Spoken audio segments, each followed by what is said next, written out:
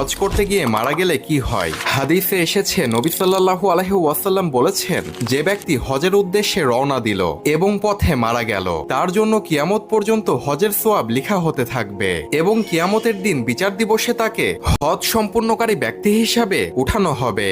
অর্থাৎ যেভাবে একজন ব্যক্তি হজ করে ফিরে আসার পর দুনিয়ায় তার পরিচয় হয় হাজী হিসেবে, ঠিক তেমনি ভাবে আল্লাহর দরবারে কিয়ামতের দিন সেই ব্যক্তি পুরো হজ সম্পূর্ণকারীর মতোই মর্যাদা ও পরিচয়ে উঠবে। তাই বলা যায় হজ করতে গিয়ে মৃত্যুবরণ করা হলো জান্নাতের একটি সুসংবাদ। হজ করতে গিয়ে মারা গেলে কি হয়? হাদিসে এসেছে নবী সাল্লাল্লাহু আলাইহি ওয়াসাল্লাম বলেছেন, যে ব্যক্তি হজের উদ্দেশ্যে রওনা দিল এবং পথে মারা গেল, তার জন্য কিয়ামত পর্যন্ত হজের সোয়াব লিখা হতে থাকবে এবং কিয়ামতের দিন বিচার দিবসে তাকে হজ সম্পূর্ণকারী ব্যক্তি হিসাবে উঠানো হবে।